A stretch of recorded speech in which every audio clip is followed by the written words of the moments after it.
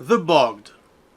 Let's be honest, when it was revealed, this mob didn't exactly blow my mind. With husks, drowned and zombies, Minecraft had 3 zombie types, 4 if you count zombified piglins. Now, with Bogged, strays and skeletons, the game also has 3 skeleton types, not counting wither skeletons. That is a lot of variance for just 2 mob types. Nonetheless, the Bogged is a newcomer in version 1.21, and as such, it deserves a proper farm, especially since I happen to like its design. But while farming Bogged was on my radar from the get-go, again, let's be honest, it was on the back burner. That is until villager expert and fellow Amelix SMP member Wolf Tammer came to me with an idea. I'll put a link to his channel in the description. He has the most advanced trading hall I have ever seen for Bedrock Edition. His idea boiled down to this. We know Bogged are farmable, to produce bones, arrows and poisoned arrows. We also know Bogged are shearable, to produce red and brown mushrooms. So why not combine the two and make a farm where we shear Bogged before we kill them? This immediately got me thinking, and I found a concept that seemed both feasible and potentially good. The result is today's farm, an efficient farm that makes you bone, arrows and poison arrows, but also insanely large quantities of red and brown mushrooms in a surface-only flat design that could be expanded to semi-split density in simulation distance 4. Without further ado, let's dive into the mechanics used for this farm. First, let's tackle the basics. How do we farm Bogged? In order to do that, we need to single them out from other mobs. And how do we do that? The answer is relatively simple. Bogged spawn in only 2 biomes, swamps and mangrove swamps. If you've seen my old video about farming slimes in the easiest manner for Bedrock Edition, which is currently broken due to a bug with swamp slimes which spawn extremely slowly, you will know one thing. While zombies, skeletons, spiders and witches do spawn in regular swamps, they do not spawn in mangrove swamps. Luckily for us, Mojang kept it that way in version 1.21. What this means is that in mangrove swamps, only 2 types of hostile mobs are able to spawn: slimes and Bogged. Slimes can only spawn up to a height of y equals 69 included. That means that if you take your spawning platform above that, the one and only mob that will be able to spawn, besides the occasional pillager and phantoms, will be the Bogged. So there we have it. We know how to spawn Bogged and nothing but Bogged.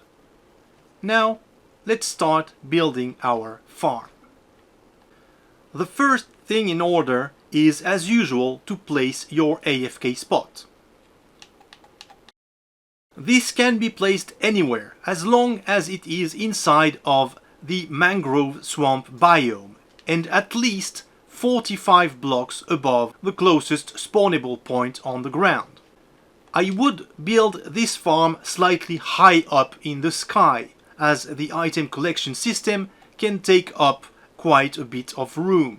Here we settled for a height of y equals 133. Don't mind the common blocks, they are only there to monitor the number of mobs that spawn. They will neither be required nor even be available when you build this farm in survival.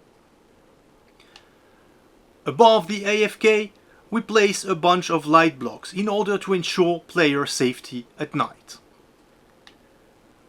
Now, let's move on to our spawning platform.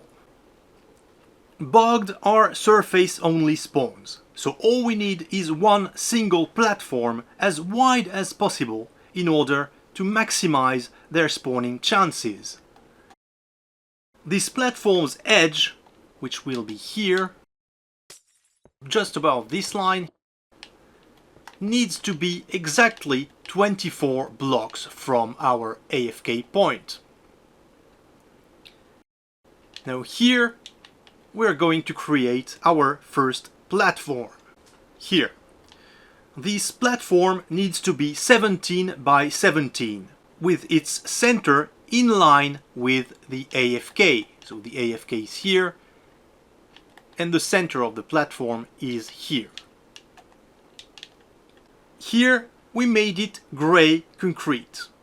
Now to the sides here and here we need to add two extensions, which will be 16 by 17, 16 wide and 17 deep. The result should be a 49 by 17 platform like the one shown on your screen right now. Cover it with either skulk vein or scaffolding, like so. Once this is done, place a total of 20 temporary blocks as shown on screen. Like so. As you can see, the blocks are placed one block above the skulk vein and must be one block to the left for the backside for this gray platform, central platform, and then one block removed from the back towards the AFK on the left side, flush with the gray platform. Then on the back, again, one block removed from the white platform here, and on the right side, again, flush with the gray platform and one block removed from the back. Then on the white platform to the right, it must be two blocks from the blocks that you placed initially, and then the same pattern. Like so, but reversed from the gray platform. And on the left, again, the same pattern. These temporary blocks will be used in order to have our water streams properly aligned. But before we move on to the water streams, we need to build walls around the platform. The walls must be 2 blocks high and go around the entirety of the platform. Here I'm using tinted glass because I want to see what's going to happen inside of my farm. But to save on cost, you could use solid blocks instead. Here, now that this is done, start populating each and every of your blocks next to the walls with water sources, like so. Here. Now take a temporary block that's a different color from those you already used and create temporary walls next to these blocks here, above the edge of the white platforms. Like so. When this is done, go back to your gray platform and on the gray side of the walls place more water source blocks.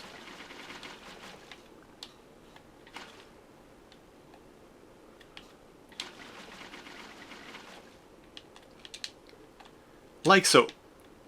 Now remove the temporary walls. And normally this should be your result. You should have one hole in the middle of the white portion of the platform on your left, a hole in the middle of the gray, and a hole again in the middle of the white portion that's on the right. If everything went well, you can now remove these temporary blocks on the sides. And this is what your platform should look like at this point. These holes are where our bogged will be pushed by the water and killed by, of course, trident killers. The trident killers are going to be one of the main focuses of the video, because the TKs is where all the magic happens. They will produce our regular bogged drops as any TK would do, but they will also shear our precious mushrooms. But for now, let's talk a little bit about shearing. As you may know, it is possible to shear a certain number of mobs to get items such as snowmen, mushrooms, or of course sheep. You can shear them manually. Let's see that with a bogged here, like this. And if you shear a bogged manually, it should drop 2 mushrooms. But of course, you can also use dispensers to make the process automatic. So let's use another bogged and shear it with a dispenser. Like this. And again, it dropped 2 mushrooms.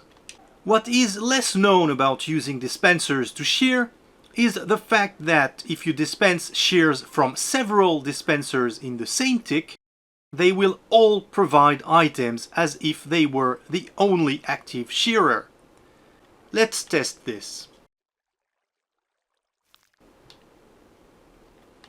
Here we have 2 dispensers.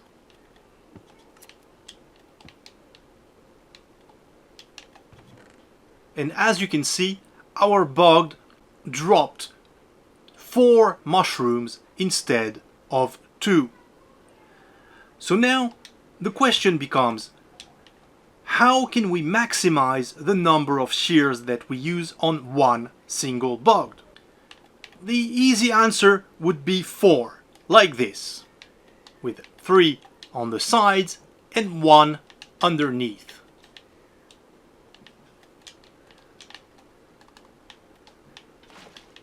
If I drop a bogged here, it will touch the pressure plate, which will activate all 4 dispensers at once, and normally it should drop 8 mushrooms.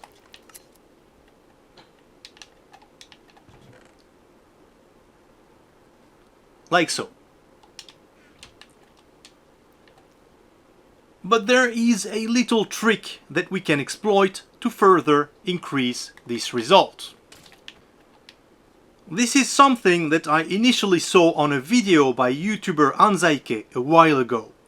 I will post a link to his channel in the description. The trick is simple. If you dispense shears into the block that your mob is standing on, it is counted as a successful shearing. So you get 1 extra free shearing from that.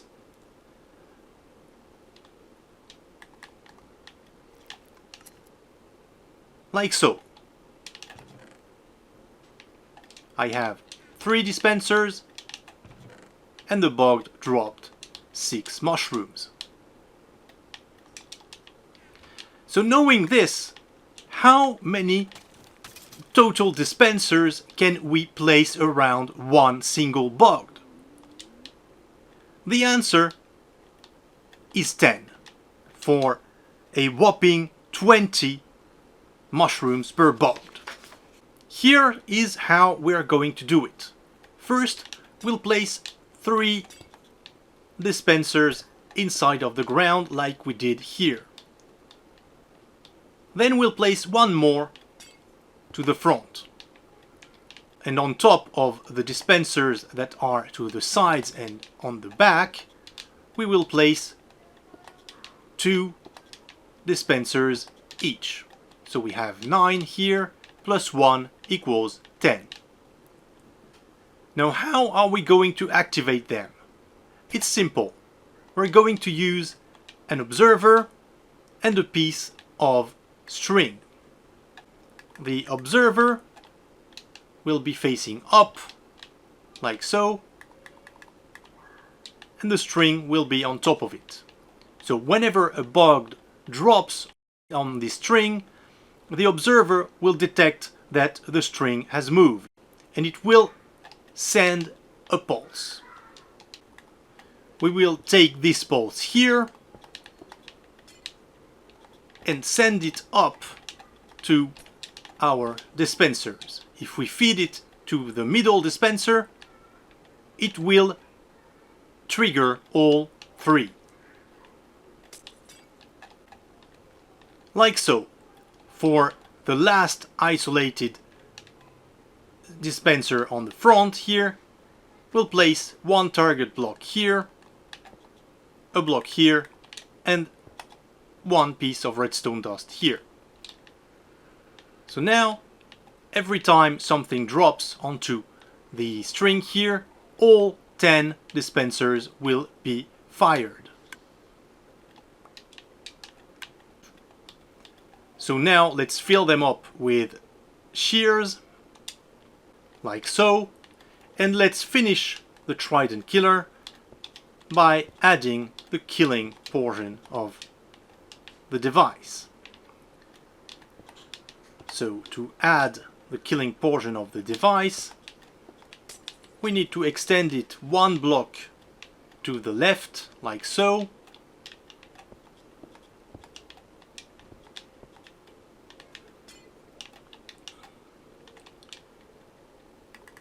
Add water here. For now, we'll place a hopper here along with a chest for demonstration purposes, but this will not be in the final version of the TK. Here, now above this we need to place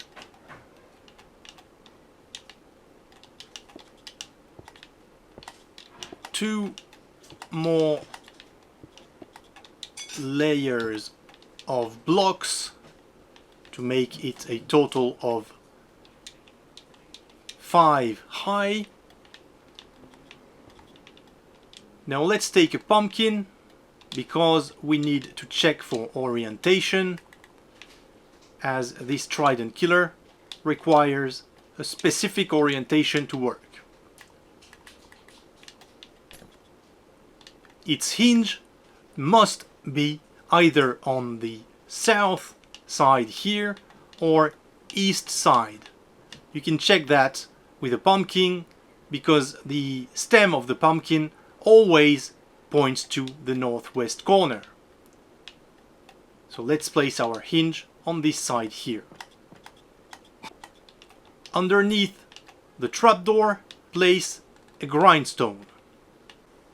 This will allow you to restart your TK in the event of a failure by simply delogging from the game and relogging. This technique was coined relog proofing by its creator, Prime. Now above your trapdoor here, place a second trapdoor, like so, and open it. Take a trident, enchanted with impaling 5, throw it onto the top trapdoor, close the trapdoor, and the trident will fall exactly where it needs to be. Now all you need to do is add something to trigger the trapdoor. And for this you will need a 4GT comparator clock set up like this. It needs to be at least 3 blocks away from the trapdoor. Like so. Now if I drop a Bogged here, normally we should get 20 mushrooms and some loot. Since I don't have a looting 3 sword, the loot should be minimal. Let's verify that.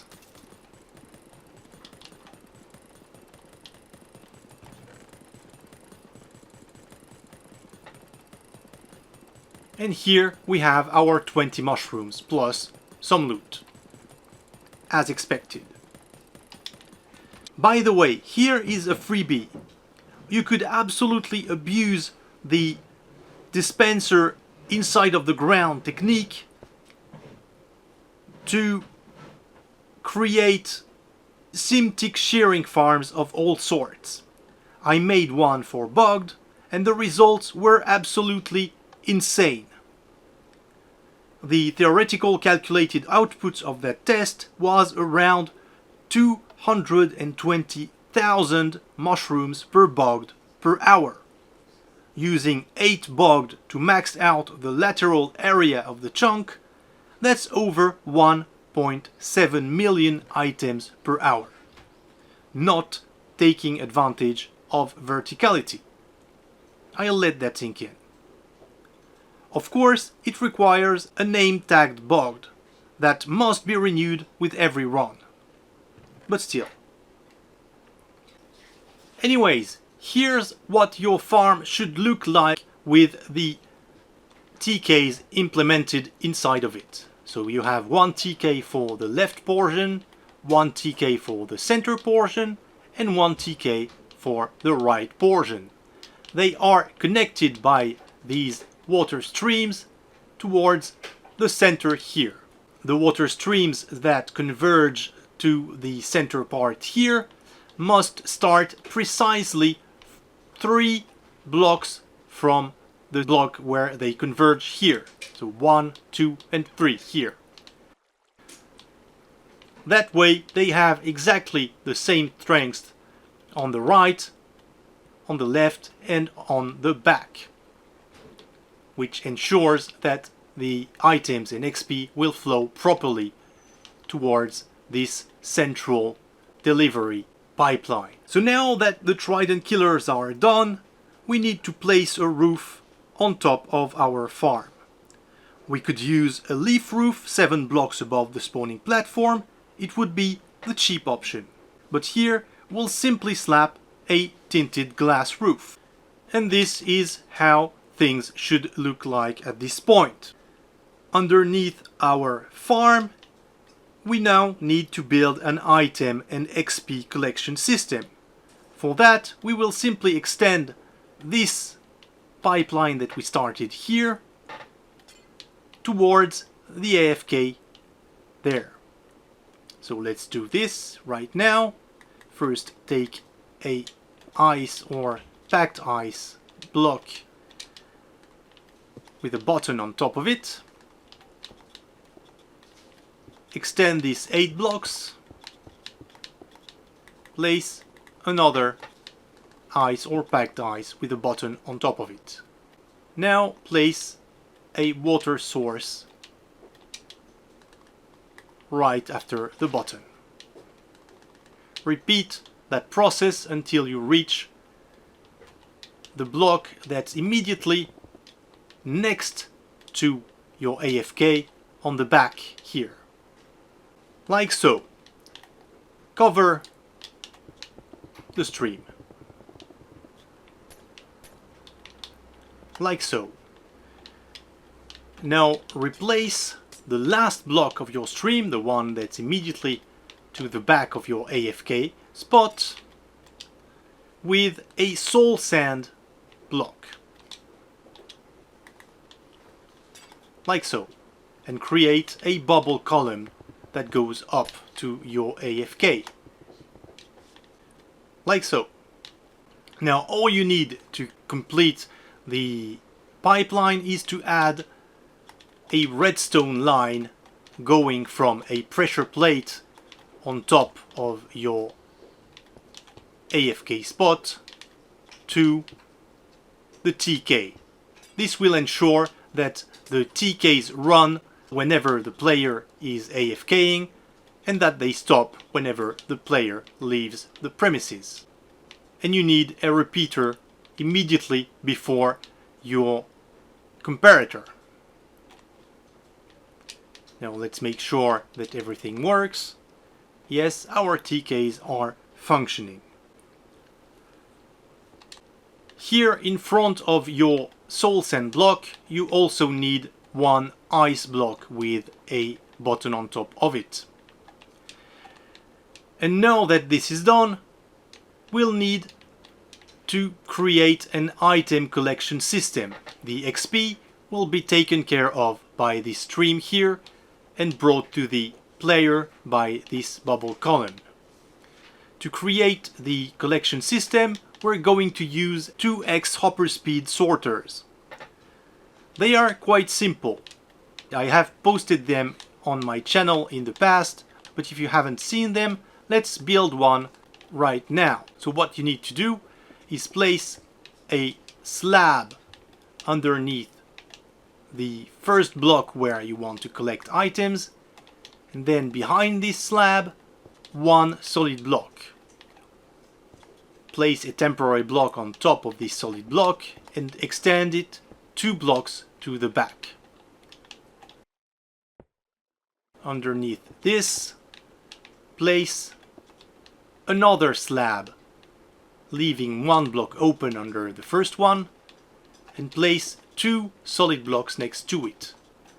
Then 1 block above and extend it again for another block, like so. You can use lit pumpkins here to ensure that your collection system is lit at all times. And now on top of these slabs we will place activator rails and detector rails. Place your detector rail on the top slab here and your activator rail on the bottom slab. And if your farm happens to be set in a way that your rails come in this direction when you place them, simply place another rail to its side and break it. The rail must be facing to the side, not to the front, otherwise you will have problems. Now add a comparator to the back of your detector rail here. Go to the back and place redstone as shown on screen. Then here to the back of this last block of the top portion of the sorter, place a redstone torch. Now place 2 hopper minecarts on top of each rail. And inside of the first one, place 4 dummy items plus the item that you want to sort. Here we'll use brown mushrooms. And as you can see, it stops at 16. All the other mushrooms are sent downwards into the item collection. Now to complete this collection system, extend this 3 blocks here, place a chest here next to the lowest block and another one to make it a double chest. Now you can break these. Place 2 hoppers on top of your double chest and now take a regular rail. And also take a fence post. Place your fence post here on top of this hopper and place your rail on top of the one next to it. Then take another hopper minecart and push it inside of the fence post. This should ensure that both hoppers here are fed properly. And this is how you make a 2x hopper speed item sorter. Now to make sure that your minecarts won't get bumped by anything, place blocks around them to secure them into position. And that's it. Now just repeat that process for as many items as you need. Here we will be collecting brown mushrooms, red mushrooms, arrows, poisoned arrows and bones, so you need to do it 5 times. Let's see the result. Here, as you can see, We have our brown mushrooms here, red mushrooms here, bones,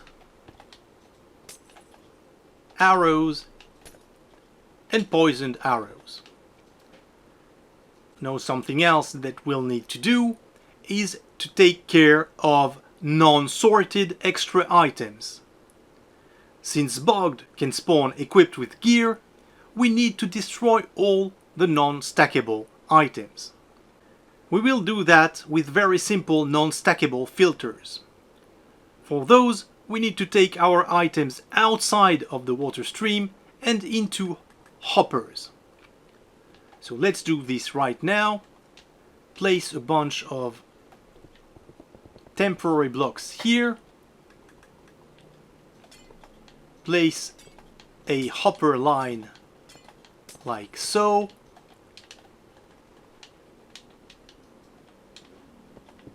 Place blocks here to prevent water from flowing out.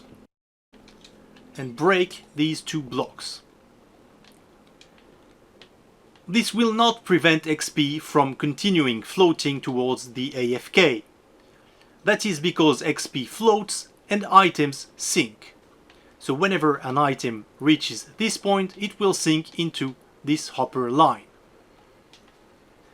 Now let's create our non-stackable filters. It is quite simple.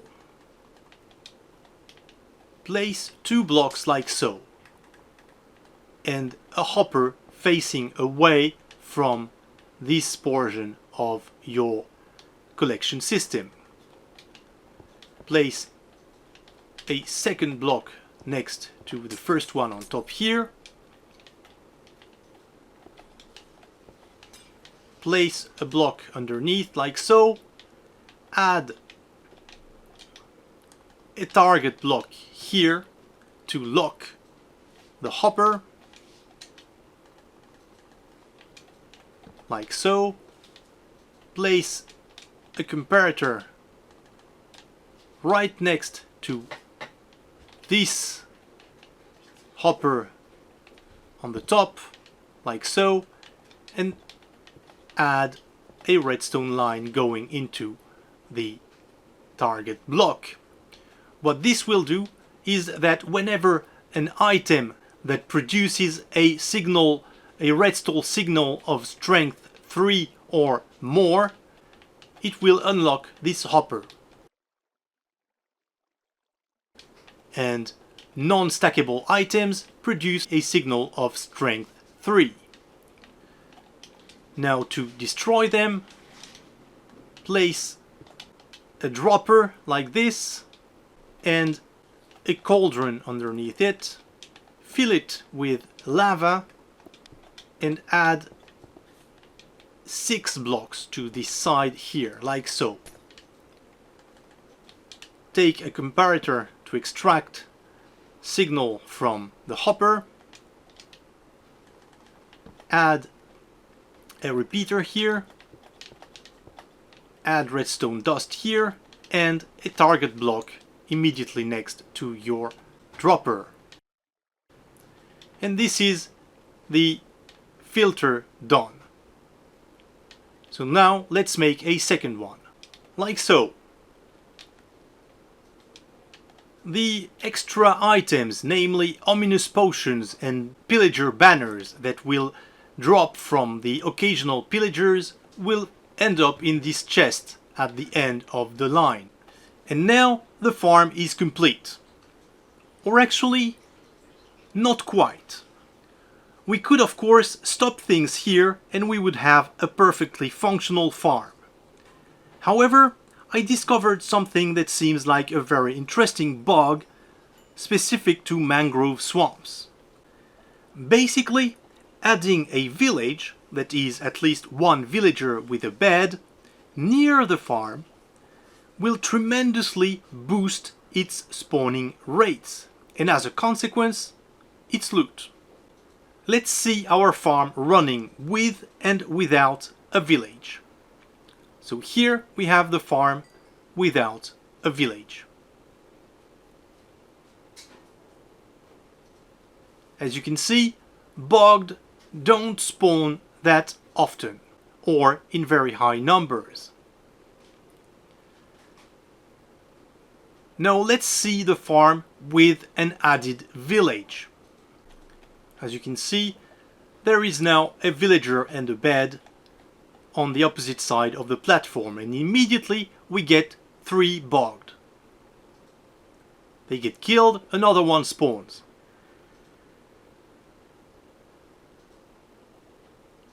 And another one. And another 2, and another one. And another one. We have 6 now.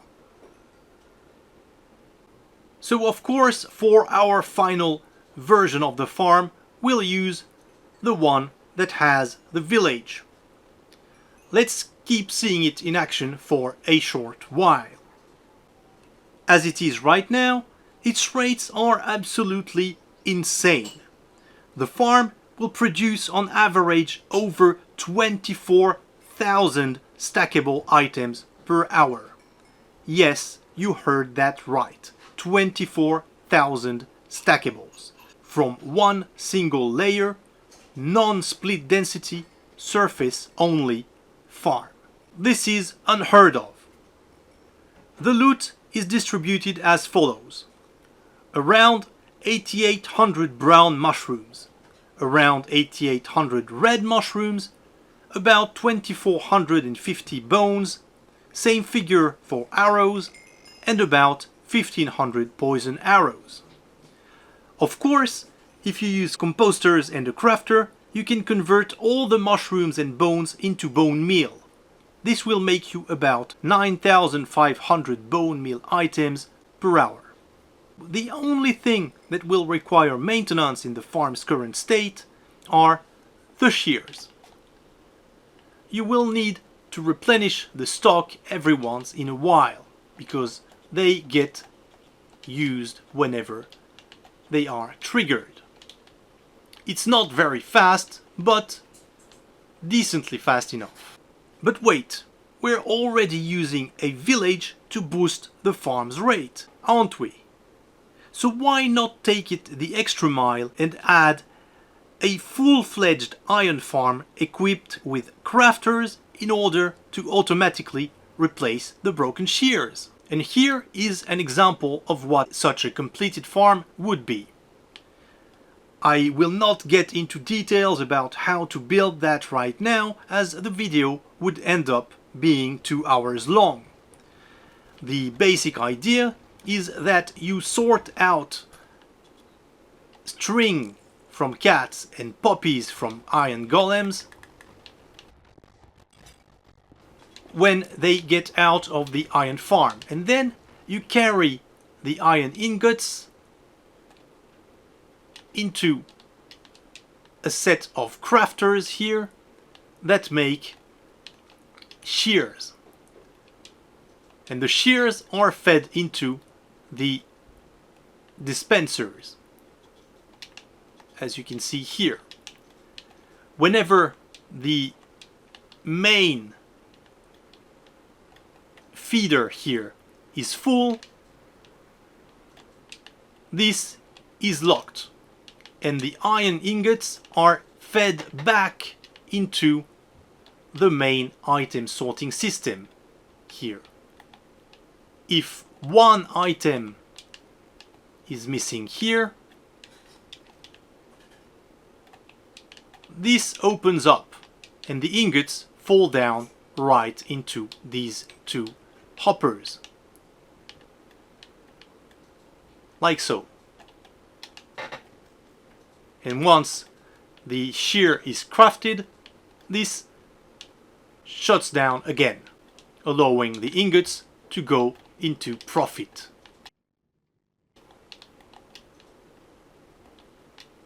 Here. If there's enough demand in the comments, I will do a follow-up video to show you how to build this exactly, in details. So if you are interested, please add a comment underneath. And this is it for today. As usual, There will be world downloads available in the description for both the regular design and for the Iron Farm enhanced one. If you have comments or questions, please feel free to hit the comment section and I will do my best to reply. Thank you for watching. Goodbye.